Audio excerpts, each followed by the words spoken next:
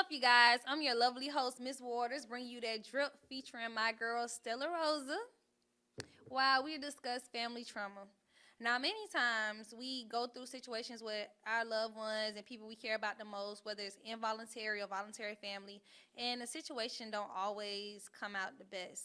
But it does teach us a valuable lesson later on in life dealing with relationships with other people. However, sometimes it can challenge our relationships and how we react with others. So today, I am bringing on someone I consider a phenomenal woman, someone that's beautiful inside and out, someone that has a story that's very life-changing, that created the person that she is today, and that's still growing and evolving every day because of this story. And I have no other than Miss Princess Holston today with me. Hello. So she's going to tell her story, y'all. We're going to get into what's going on and how we can move forward with dealing with tough situations and how to deal with it, basically. And we finna whine about it, okay? So how you doing today, Miss Princess? I'm doing good, girl. When you look good, you feel Yes, good. ma'am. Yes, ma'am. And you look good. Thank you. And you look amazing as well. Thank you so much. So we finna go ahead and whine about it. Yes. Cheers. Can never get enough of that right there. Right. Okay, y'all. So me and Princess, we've been knowing each other since high school, y'all. Yes. High school. And Princess always been the one to uplift everybody, to challenge everybody and let them know, hey, are you doing the right thing? And me and Princess connected on a very spiritual level from, like, first interaction. You know, we always understood the bigger picture, and we always understood a little bit more than others. Right. And we connected on a deeper level than just, high school situations. Right. And we talked. And over the years, some things had happened, not only in her life, but in my life as well. And we just recently had a conversation that lasted 3 hours, y'all. Yes, 3 hours. 3 hours. And Black girl magic for what? sure. Okay. Well, we want to go ahead and share with y'all what we've been talking about. So, Princess, from, what we discussed on the phone and over the years, what we've talked about, what you think has been the most life-changing situation this far? Well, the most life-changing situation for me, I could say accepting my mom's death. Yeah. That didn't happen until, last year? Yeah. She passed in July of 2019. I already had mental health challenges since, 2016. Even though I didn't realize, mental health starts at a young age because really my course, my major in school is psychology, so it tells us, we start remembering things by the age of 3, from sounds, memories, experiences, but you don't understand things until you get older and start experiencing more things. And so, so it became a challenge for me to accept the fact that, hey, I can no longer have her, but what can I do to keep going and keep living, in spite of not actually seeing her anymore or talking to her or calling her. She invested a lot of her time into me, not just spiritually, but, emotionally, mentally. We were like best friends, you know. And I don't think no one could ever take her place. It don't matter who else comes into my life, whether it's a mentor or, ain't nothing like mama now. Nothing like mama. Nothing like a mother's love. It's almost like losing a mother. It's almost like, that first time experience when you have a child and you have to cut the umbilical cord. Yeah. It's like you no longer can be attached, that nurture. A mother is a nurturer. So, to lose that person, I'm not asking her to still feed me, cook for me every minute. But, just to have somebody you can come to that can keep investing into you, pouring into you, because this life can be just a lot, overwhelming, exhausted. And as a woman, a black woman, it just takes a lot for us in this world. It does. So we're gonna speak on mental health challenges. Yes. So you said you had that before, your mom passed. So what did that consist of? Well, my roots are Pentecostal. I was born and raised. I lived in the projects, but I was born and raised in church. That was our roots, going to church every Sunday, throughout the week, Bible study. And sometimes, occasionally, we'll have revival. You know how that goes. Yeah. And you in church almost 5 days a week. So you like, okay, God, what's going on? Girl, 8, 11, and 3, coming back. Right, exactly. And I'm grateful for, you know how they say, raise up a child in the way they should go. I'm grateful for those traditions and how we were raised, but over time somewhere, I felt like that I lost balance because, when you get excited about God as a child, you know, you don't understand that, hey, you still need to live on this side, like on planet Earth. You can't just be in your room all day. And, you know, as a child, my mom always told me I was naturally introverted. You know, I didn't know that. So and it's so funny to see that how I love talking to people now, making their day go brighter, encouraging them. And that's who she was, you know. And the poor need somebody to pour into them. But that's a whole nother story. But growing up over time, you know, we experienced different ministries. That's a whole nother story by itself, you know. But when you know you following your parents, you know, because you believe in them and what they're doing for you, because when you're a kid, you don't have too much of a say. So you have your thoughts and your opinions, but when you're a kid, you gotta just follow them. So I guess I went through some traumatic experiences with the Black church. I'm not here to call out a specific ministry or nothing like that, but it caused some things to affect my mental health, where I went through a season of anxiety, deep anxiety and depression and fear for my life, because I hate to say it, but sometimes people in ministry can say things about you that can destroy you from the inside out. Not just externally, but internally. You harbor stuff in, and depending on how each child is wired, it affects every child differently. And for me, I was the more sensitive child. You know, like, you know how some people say they're a feeler? I was that type of child, like an empath. Yeah, I was like, what's going on? This is not right. You know what I'm saying? Like, and so people can play on your vulnerability. They can play on your emotions when they know that, okay, she's a sensitive child, and, you know, she says she loves God. So maybe, you know, unintentionally, sometimes people are doing it, and it could turn into almost like manipulation. Like, they get this narcissistic behavior or personality because they're so used to this influence. And with great influence comes power. And next thing you know, you run around controlling people in your own ministry. Like, it's crazy. So I went through a phase where this particular person, it was a set of people over time, but this particular person, because I looked up to them so much, you got to be careful with people who you consider a role model in your life. And she said some things that damaged me. And not just her, it was, you know, a lot of other things that were going on in my personal life with family, just taking on false responsibilities and different things like that. It became overwhelming, and, you know, like I said, naturally being introverted, I felt like, okay, I got this, I can handle this, and it became so overwhelming to where, like I said, anxiety came in. And I just remember going to school, could barely breathe, heart beating fast, and, you know, losing sleep because you're trying to balance school life, work life, personal life, you know, spiritual life. So, and I could just remember drinking coffee a lot, losing sleep, and had an anxiety attack, a panic attack at school. Yeah, the ambulance had to come and get me, girl. And I was like, what's going on? Like, this is not like me. It was in 2016. But the situation that happened over time was like from 2011 to like maybe 2015 when we was in high school. This long? Y'all didn't know. No, but, you know, nothing. I'm just used to being strong, combat, and everything people say about me or do to me. You know how we always had this mindset, sticks and stone may break my girl.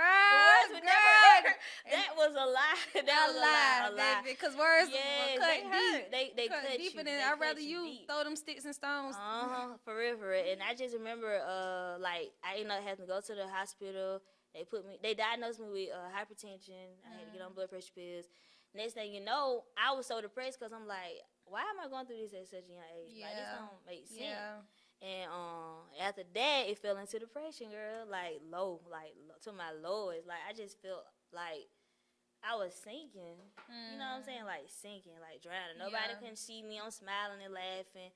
They didn't notice it, and I just remember it became times where it was hard to just get up out of bed or even open the window. Trust me, I can relate. To see the light. I'm telling you, sis. Like, times I did not want to eat. I'd rather not, you know what I'm saying? I'd rather just not accept reality, what's going on around me or in my real life, and just drown in my misery. And, you know, I just remember, like, this dark cloud kept following me for a few more months, and next thing you know, I just had a mental breakdown out of nowhere. My family was like, what is happening? This is not you. Oh, my God. You know, especially my mom. She's like, girl, say you stop playing. I was like, I'm finna die. It was a lot of stuff I was saying, but that really stuck out to me when I said I'm dying. I'm finna die.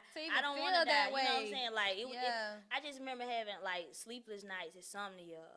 Like I said, couldn't eat, losing the appetite, couldn't really fix my clothes. And if I did put on clothes, I didn't want to iron. I didn't have the strength, burnt out, no energy.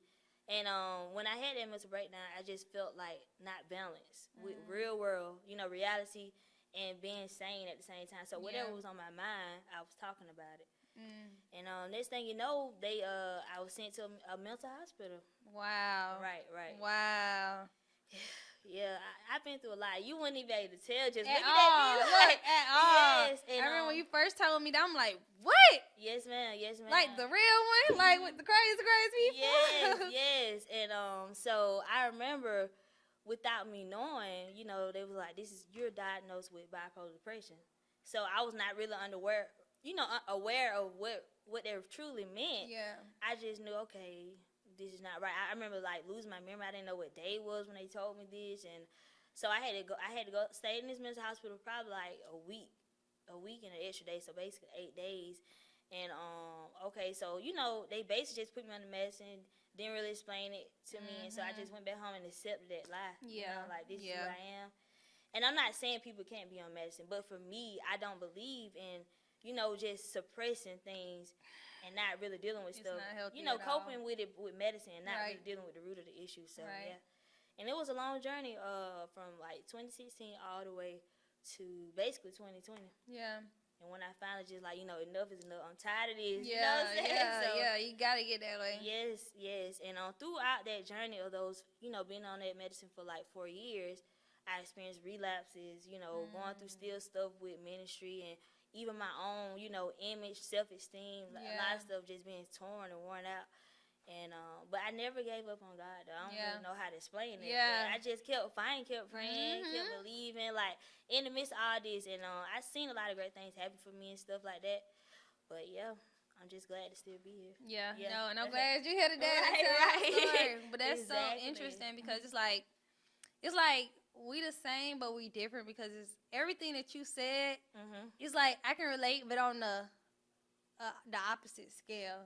So like for me, it's like you said, like you and your mom was like real close, tight knit. Yes. Like my mom was a single parent for a long time. Wow. And don't get me wrong, she was a great mother. She did everything she could for me, but as far as the nurturing part, I never got that from her. I never received that from her. Right. So it was like, and then I didn't have a dad there, nobody else there to kind of fill in that gap.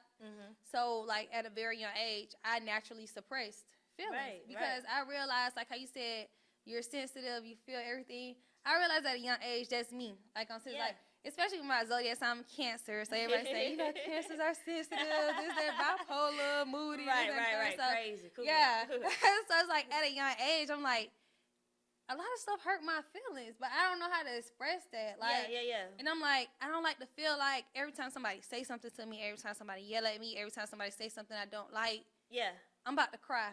Right. So at a young age, I was like, you know what, Kayla? The only way that we can get through this is if you not care. So I suppressed it at a young age. I was like, all right, I can't care. So it's like certain things my mom would say to me, this and the third. I literally like, in my brain, I'm like, okay, act nonchalant. You don't care. And just like, don't care. Like, don't process that. Don't, don't let it hurt your feelings. Don't care. So for a long time, when it came to certain situations, I just told myself, I don't care. Like, this is happening. Like you said, stones may break my bones. The words never hurt me. Those words was hurting me, but I put up a wall like early. Like, okay, you know what? I'm not even finna care because if I care, I'm gonna be crying. I'm gonna be this, that, which is okay. But you know, at a young age, you don't know that that's okay because people like, oh shit, crybaby. I ain't want nobody calling me no crybaby. I ain't want nobody feeling like they can't talk to me because it's like, oh, she gonna feel some type of way or something like that. So it was just like with that, and then it's like, growing up, it just affected me because it's like now my brain is so trained not to care.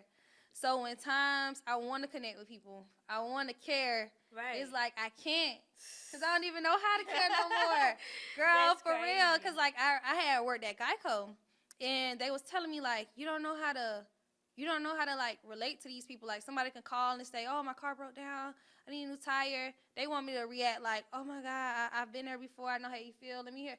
I'm a problem solver. So I'm just like, okay, let me see what we can do to get it. And they're like, no, you got to relate to these people. And I'm like, why do I have to relate to these people when they call it to get a problem solved? I'm the problem solver. Why do I have to relate? And they like, it's human nature. Like, that's how you connect with people. That's how that's just the respect. Like, we're human. We're not robots. So connect with these people on the emotional level. And I'm like, I'm not an emotional person. But it was to a point to where, like, at first, it was something that I, like, praised. Like, you can't hurt my feelings. Like, you can say this, you can do this. Like, I'm tough skinned. Like, I'm strong. Like, that's nothing. But it's like, as I got older and you get into situations to where it's like, you have to care or you have to emphasize. And it's like, people will come to me with sensitive situations because I'm the type of person, people can talk to me about anything. And it's like, I don't know what to say. Like, or it'd be like, I get what they're saying, but I can't feel it. Like, it's like, sad. And it's like, dang, I want to know what to say. I want to feel how they feel. I used to have that ability, but I don't because I suppressed so much at a young age. And it's just like you were saying, just so many people come at you with these different ideas and different things. It's like, for like even my family now, they think that I don't care about a lot of things that I do now, but it's like I done got to the point where I'm like, how do I express this to y'all? Like, I'm not trying to save nobody's feelings because at this point I'm trying to save my own. Right. And it got to the point where I'm like, it created like a box. Like it created like, it's like one of them things where like people so used to me not caring, so they don't even talk to me no more. Not like talk to me, but it's like, oh, she ain't gonna care anyway, type thing. You know what I mean? Yeah. So it's get like, comfortable with yeah, you. they just get kind of. I'm like, I had got to the point where I'm like, why ain't nobody this? Or why ain't nobody tell me this? And it's just, I realized, like, because Kayla, you come off like you don't care. And it took, like, Kenya, you know, my best friend, she's a very sensitive person as well. But she, the type of person, she don't care. She going to express her vulnerability freely. Like, how she feels, she going to express it. And she had to teach me, like, people are not going to do that because you come off so strong. So it's certain stuff people not going to bother you with because of the way you come off. Right. And I'm like, for a long time, I'm just like, why do, like, I'm like, well, is it wrong for people to, like, talk and ask? Because it seems like everybody just want to know people for themselves. Like, oh, that's just how this person is. That's just how this person is. But it's like, do you ask, like, what happened to this person to make them this way? Like, or do you just be like, what's wrong with you? And then it's like that's you said, trauma. Put you on medicine or do this, put you in just don't want to deal with it. Write it off to somebody else or write it off to something else. And it's like, for me, it was just one of them things to where it's like, if I ignore it long enough, you know, it'll go away. That's how I thought. Like, just ignore it. Don't care, whatever. But it's building up. It's not going away. It's building up. And it's like, as I get older and have a voice and become more expressive, and I always been the type of person, if I got something to say, I'm going to say it. It might come off rebellious. I'm going to challenge it. I'm going to question it. But I'm glad I'm not the type of person that just keep quiet because I feel like if I was, it'll build up even heavier. Mm-hmm. And now I got to the point to where I'm like, I'm angry. Like, I'm not sad. I'm not, And it's like I realized I was angry because it's like when certain people speak to me or say certain things, I don't even want to respond to them. Yeah. Or I'd be like, but look, though, that's not necessarily a bad thing because you realize, okay, now what's really worth your time to entertain, what to respond to. You have a choice when you become an adult. Like, hey, I don't even have to respond. That's not even worth my time anymore. And I learned that over time because I became a people pleaser. Like, when I had started going through mental health issues, I became a people pleaser. And that's dangerous. Yeah, and then when people think they really know you because they know your business. Mm-hmm. They don't know you up close. You're not my family. You didn't live with me. You didn't grow up with me. But people think they really know you because they know something about you. And that's why social media is the way it is now. Everybody want to be a mental health therapist or whatever, you know what I'm saying? Like, everybody want to save somebody. Like, we think we got all the answers. Ain't nobody University. And it's like, for me, I realized that a healthy family dynamic, I feel like all black families, unintentionally or intentionally, deal with some type of dysfunction, but our feelings should never be a burden to each other. Like, if we have something to say, it shouldn't be like, I don't want to hear that. Girl. I'm through with that. I don't forgave. You know what I'm saying? Like, I did the best I could, or, you know, I ain't mean it that way. Like, why you keep holding on to that? It don't matter it ain't about being bitter. We just want to talk to you about it. Just you know want to talk. Like, but some people don't want to go about there. It. They mentally repress stuff like as if it never existed. Mm-hmm. But the other person going on like torture and torment. You know what I'm saying? Now they can't feel it. Like you said, you go to that place of feeling numb.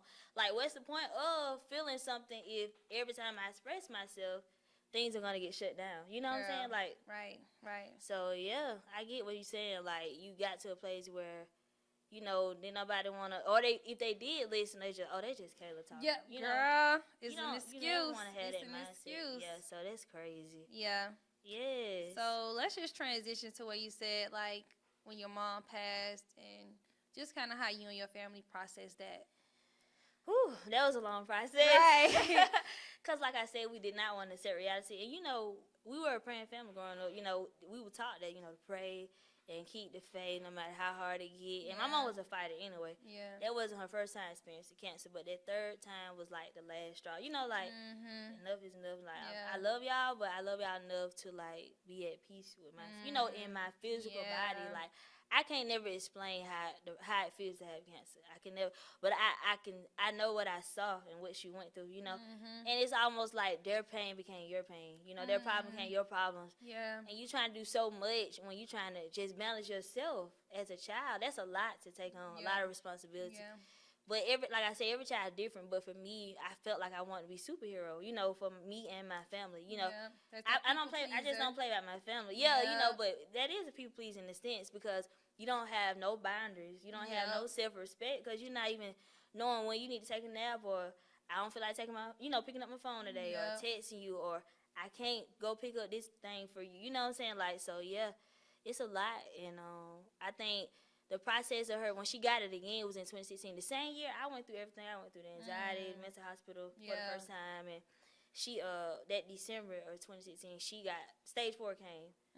So, yeah, it was a lot to process. I'm like, okay, God. Like, but, yeah, it was crazy. I just know we kept praying. And sometimes they'll see something they didn't. And then I was still trying to tackle on like school and work at the same time, even though I just got out of hospital. Now I'm on medicine. Now my body has to process this medicine because there were side effects. Being on it, you know what I'm saying, and staying on it, there were side effects. So I remember just gaining weight and feeling super hungry. Sometimes I felt slow motion, like how, you know what I'm saying? I really felt like, you know, I was seeing things. It was crazy. It was a lot to digest. Like, okay, this is it. I'm really on this. Like twice a day. You know what I'm saying? I had to take it in the morning and at night. And if I didn't, you know how they say something could happen. And so I just believed it. And I can remember just seeing a lot of people in that mental hospital. You know, it were really some crazy people in there. Like possessed, looked like they were possessed. Like, talking about different person. It's just a lot. And I don't advise nobody to be in there unless it's just really something like for real. Like you don't did some stuff, you know. But I am grateful for a few that I went to that kind of just challenged me, like, I can do this. I can see myself overcoming this, basically. And I would shout them out, but basically it was one person that told me, like, do you have a strong support system? Because whatever you do is going to be powerful. He had told me this. It was like in I think the same year, 2019. Oh, okay.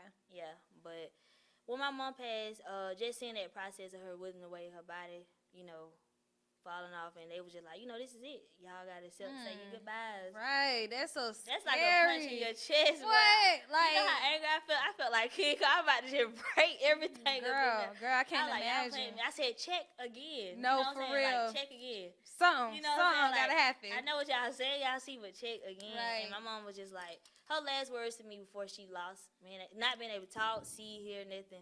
She was just like, you know, baby. That was like a hard pill to swallow. Yeah, and even after that, I still felt like I was like, man, I can't live without her. Yeah. And but yeah, that was just a lot mentally because I had to see, like I said, that process of her decaying away, and then going through the process of not feeling nothing when we had the funeral. Yeah. You know, I felt fine. I was still happy and stuff. And after that, after the doors closed, like nobody was around, that's when everything just broke out. You know. Yeah. Ooh. So yeah. So how did you and your family deal with that together? Everybody dealt with it differently. I wanted to grieve. I wanted to kind of feel and, you know, memorize her by looking at pictures, calling her voicemail, writing poetry. Because I would try to use all my gifts to kind of just express my pain. Dancing if I had to, like sing, make songs. Yeah. And it was helping for a minute. It was like a coping mechanism. But at the same time, I still felt so pain. Like, it was like still a lot of pain. Like, I couldn't breathe. Like, it became exhausting because I don't think it was a healthy way to do it because I felt like I was doing it alone, even though we always around each other and everybody was was in pain in their own way in different stages. Yeah. Cause you know grief got different stages. It so definitely does. I could be. What's I forget the first stage, but you know I could be the last person to accept it. Everybody else just done moved on. You know, like doing their own thing. Yeah. So like I said, 2020 was when I really just started accepting it because I finally just felt like, okay, now it's time for me to focus on what I really want to do, what's in my heart. Yeah. Like go out to school and different stuff, and yeah, it was a lot. That's tough though. It like is. dealing with death like that, especially with somebody that's so near and dear to you, whether it be parent. Like I've seen so many people lose moms in the past years.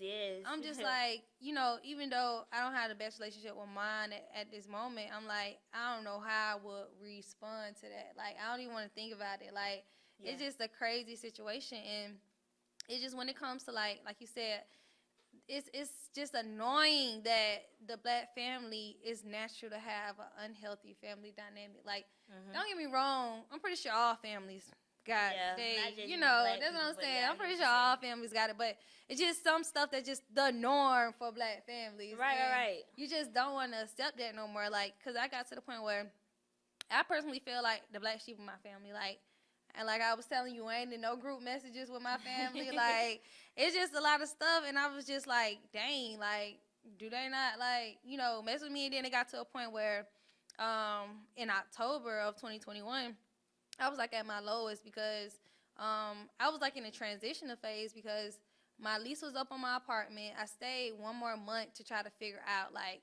what I'm going to do next. But it's just, I was where my apartment was located. Yeah, I was in a place where I didn't want to be there no more. I wanted to move. I had to find work. Yeah, it was just a tough transitional phase, but it seemed like family made it so hard for me to process that. Like, they wasn't guiding me. They wasn't supporting me. It was just one of them things to where, like, and I can't put the blame on them because I'm a private person. Right. I don't talk about it a lot. I don't express a lot unless you like my close friends. Right. Then I'm really talk to you. So it wasn't like I could have reached out to them, but like you repressing you and suppressing you to where it's like, oh, that's just you talking. Okay, girl, you gonna figure something out. But it's like, no, I really need guidance right now. Like, but we don't know how to express that. So it's like I had got like I said, I got at my lowest like October, November, to the point where it was like I was telling you, I was having suicidal thoughts without suicide. I didn't realize that it was suicidal. Yeah. I definitely feel like I wanted to go. As Girl, she was going, I was like, you know, just take me that's too. What I'm saying. Like, you go through these times to where you just at your lowest and you don't know how to process it. And like, because you're so used to this mindset. I'm strong. Yeah, trying to be and strong. Everybody else will tell me the same thing. Prince, I know you're going to come through. Girl, right. I got you. You know, you're so strong. And I got, like, yes. And that's so irritating because I'm like, why people think I'm so effing strong? Like, I'm tired of being a strong person. I'm weak. I can't fight this. It's a TikTok that was like, I don't know who told God I was his strongest soldier because I'm not. The weapons came against me are prospering. I'm like, yes, like that's how I feel. That's real. And when she passed, I just thought about it. I had another episode like where I cut all my hair like bald. Yeah, like, I remember skit, that. Girl, like I was like, because I remember that in that moment she was in the hospital, her hair was like basically gone, like you know stuff. You know what I'm saying, like looking like that. And I remember just looking at that picture we had from the funeral and just couldn't away. And I didn't have the razor one couldn't like I wanted to. So girl, I was willing to get something sharper, almost like a knife, just to cut it all out. It was terrible. And I was tired of suffering like that. Like I can only imagine you being sick on cancer and all these pills you had to take, but being this mental health thing, being on medicine along with blood pressure pill, along with sleeping pill, all this other stuff to help. You know, make you function like this is not healthy. This is not normal. This shouldn't be normal. But go ahead. What you were saying about the suicide thoughts? Yeah. So like and that's the dangerous thing about mental health. With physical health, you get cut. Something happens to you. You can see it. You know, like put this on it. I see it healing. Excuse me. I see it coming. Like I see it going away. This and third. Like you get an injured knee. You feel it. Like it's a feeling. Like okay, I'm getting a little better. I think I get through this. Well, mental health. For one, it's hard to spot. Like, it's hard to even know that you, like you said, you drowning, like you sinking into this hole. So, it just gets to the point where, you know, it's hard to express what's really going on. But I got to the point where, like I said, me and my family, like, not really close. Like I said, I feel like the black sheep. So, when it came to, like, the decisions I had to make moving forward from October, it's just like, I really ain't had nobody to help me. And then, like, me, it's kind of hard for me to ask for help. Because for so long, my mom used to be the type of person who, like, you don't have to ask nobody, ask me. But it's like, what I'm going to do when I can't ask you? Yeah, I don't have nobody else to ask. So it got to the point where I wasn't thinking enough, like, how to take myself out. Like, oh, gunshot, did pills, nothing like It wasn't that far. It didn't get that far. But it got to the point where I'm like, I'm tired of being here. I'm like, God, listen. Meditated on long enough. I was really trying to negotiate with God. Like, okay, maybe I catch a heart attack in my sleep. Like, I don't know. Like, just take me out of this misery. Like, I'm ready to go, God. I ain't doing nothing. I ain't working right now. I really ain't got nowhere to stay. This materialist stuff, somebody go buy it. I don't care. I just don't want to be here no more. Like, I really got to that point, and I was really thinking about, like my family and how, like, it was just one of them things where I'm like, okay, I'm probably disappointing them. They probably talking about me to different people. Like, nobody was coming at me telling me, like, oh, I can help you. Like, what's going on? Nobody was trying to really help me figure out how to process the season I'm in.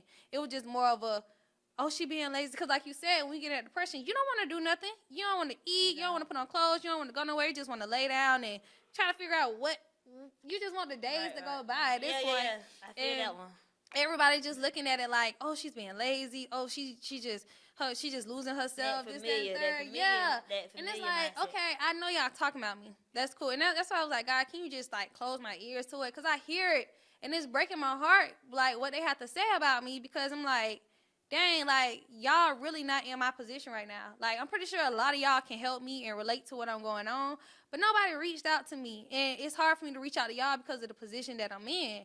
Right. And it just got to the point where, like, I just was like, okay, well, I was thinking, like, of a letter to write, like, after I'm gone. I'm like, I'm just going to tell them, like, I'm so sorry. Like, I ain't the person that y'all thought I was going to be. I ain't as strong as y'all thought I was. Like, Right. But it's so crazy because, like I told you, Kenya don't know this. Like, she saved my life that day. And everybody know Kenya, my best friend over there. That's like my sister. Mm-hmm. It's so crazy. This is why gratitude is so important.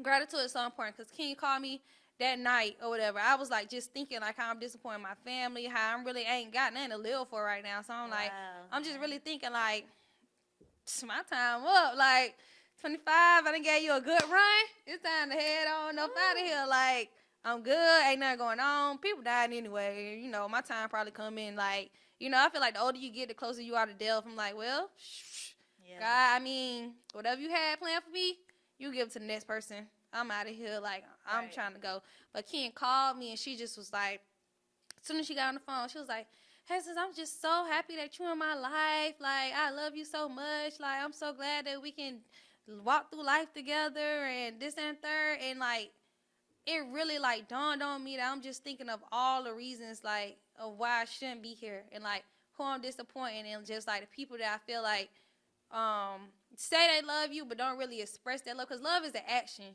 Like, people can say they love you all the time, but if they're not showing it, it's hard to believe. So with her, she was just, like, expressing her gratitude to me, and I really had to mute the phone, and I was like, dang, like, if I don't live for nobody else, I got to live for my sister. Like, it'll be so disappointing for her to think that we really walking through life together.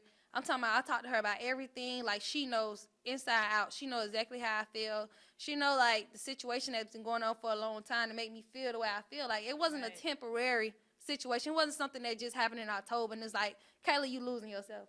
It was a gradual thing. Like I said, I've been suppressing for so long and didn't know how to express that. It's just that when it got to October, I was in a, like, position where I'm like, okay, you getting older. All they gonna say is like, oh, okay, like, my mom's favorite line, whatever age I'm in, she's like, okay, to 25. What does that mean? Right. Like, that don't mean that I'm, like, how does a 25-year-old act? I'm new to this. Like, you know what I mean? So, everybody had their different stages in life, and when King was calling me, I had to put the phone on mute. I was just crying. I'm like, thank you, God. Like, this girl don't even know to this day, like, she saved my life that day. Like, just telling me how much she loved me and telling me how much I mean to her. And I'm like, dang, God, like, if I don't live for nobody else, I got to live for my sister because we've been so strong together. Yes. Like, I can't let her down. Like, she really loved me, like, and it shows. And it was just like, I was like, dang, everybody needs that person that's going to really be there and help them and support them, let them know like I'm here. And like even when you had your episode that time on social media, I even DM'd you and I was when like, I was just tired of everything, I took that faith to just come girl, out. I was like, whatever.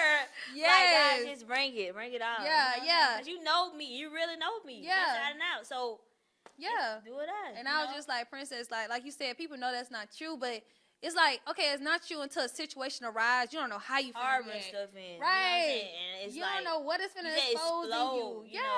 And people don't understand that. And it's like you said, I'm glad that like our anchor is God because I could have lost it, man. Killed people. So much stuff was coming at me. Like, I'm not saying I'm better than anybody, but it was just a lot of stuff that would come and just, this is what you need to do now. Like, don't nobody care.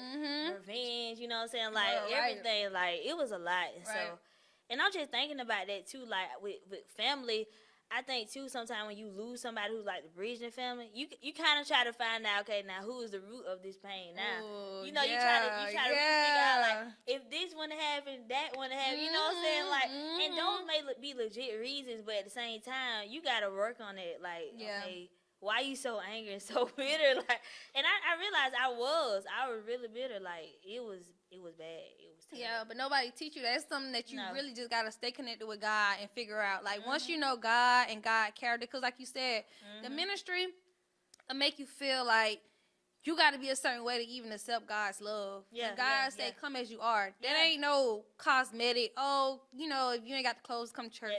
No, it's really come as you are.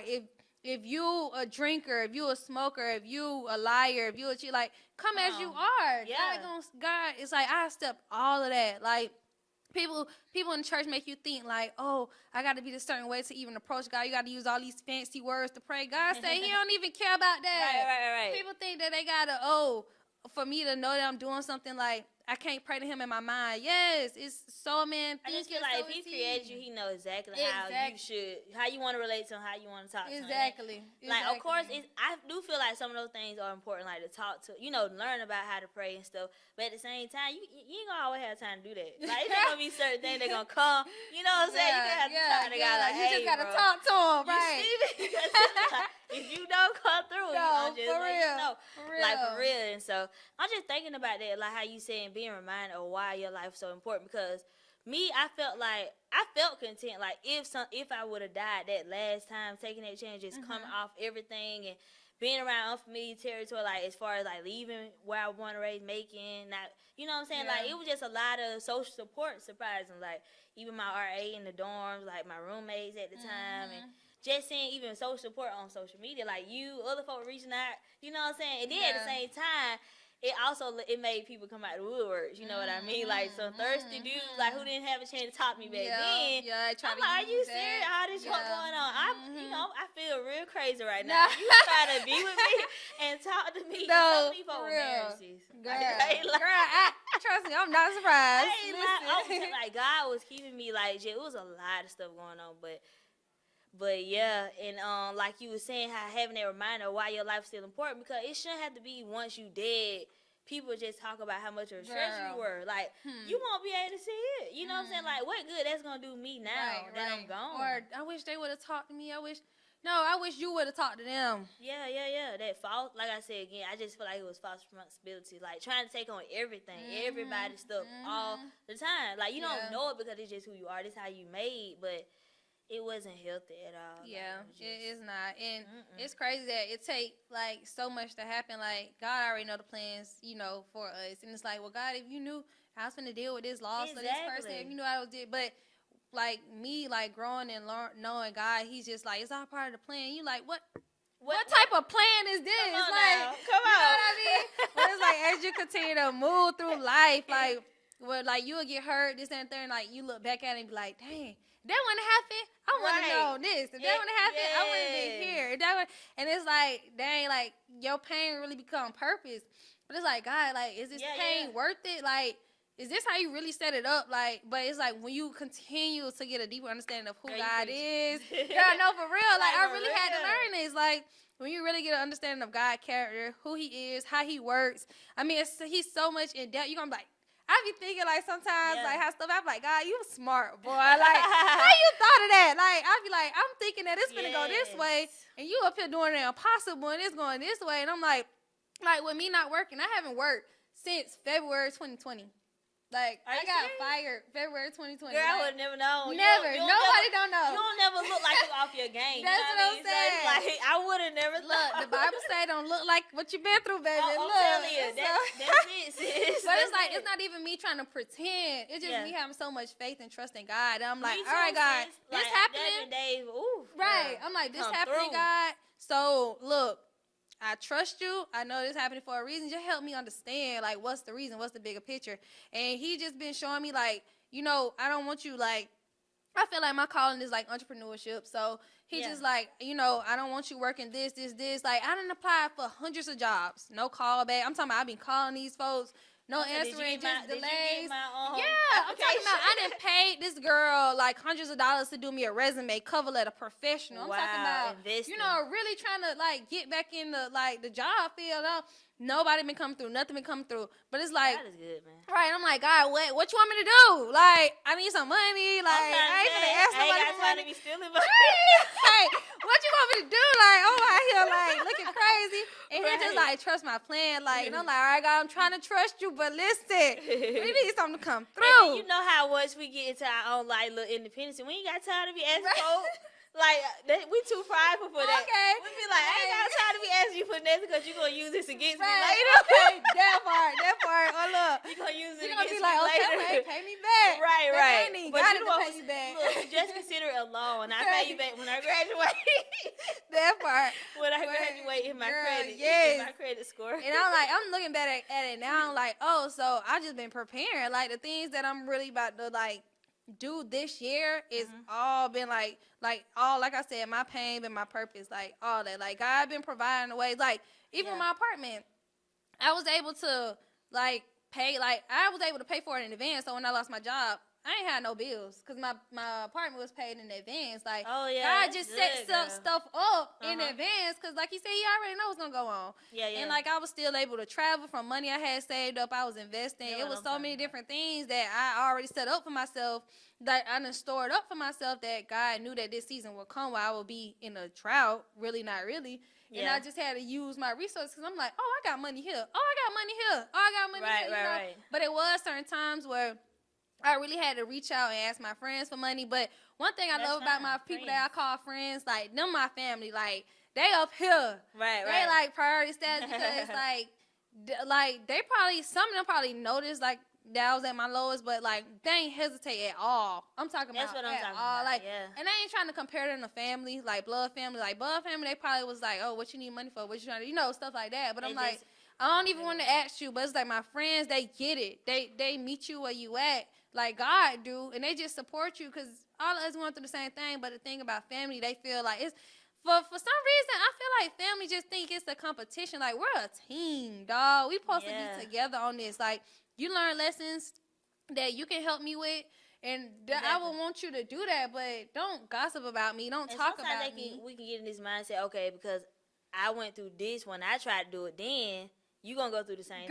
Like, how you know my jump won't work out different? You know what I'm saying? That's all I'm saying. Like, why I gotta go broke because I did that and you tried and it didn't work. Like, I don't get stuff like that. Me either. But it's like you trying to kick me while I'm down. Yeah, and the reason why I feel like we want to be entrepreneur because whether we talk about it or not, Macon is no press city. Like, for as far as I know, like being, like I said, being able to experience being in the project longer than I feel like we should have. Yeah. Because, like you said, you had money saved up. Yeah. A lot of folks don't do that. Yeah. They don't know. They live in a house apartment. They don't think in advance. Like, they don't think about the unexpected. And stuff that's going on now, we should always be prepared.